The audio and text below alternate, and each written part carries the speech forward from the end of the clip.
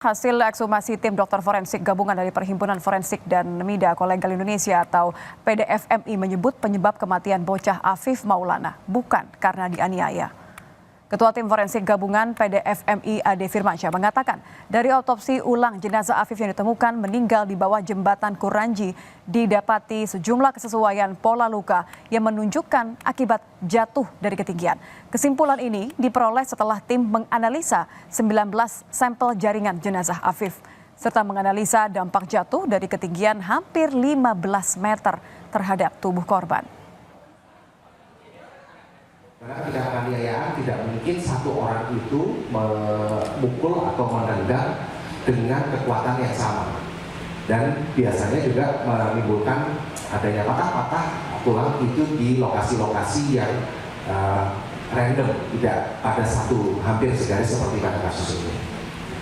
Jadi berdasarkan analisis ini maka yang kami simpulkan memang kesesuaian kejadian pada terjadinya kematian almarhum Afif Maulana ini adalah kesesuaiannya dengan mekanisme jatuh dari ketinggian.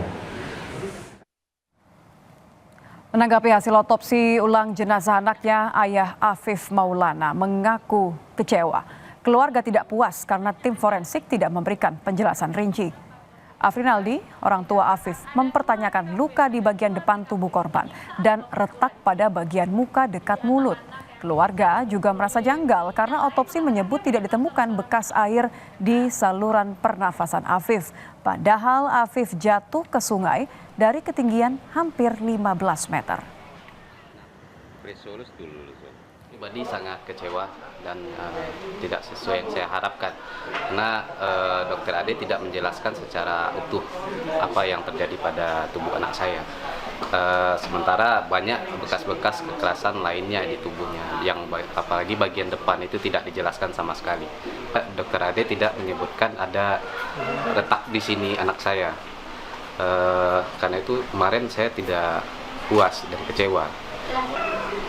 Karena itu saya semakin yakin ada yang janggal terhadap apa yang terjadi pada anak saya.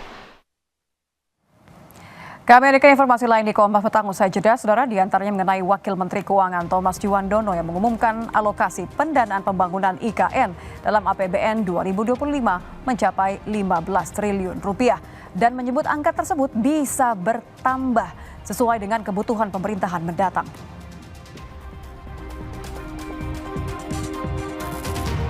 Puan Maharani tanggapi alasan pemecatan calon anggota DPR Dapil Banten peraih suara terbanyak, Tia Rahmania. Pergantian Tia diklaim bukan karena kritik kepada pimpinan KPK. Usai jeda.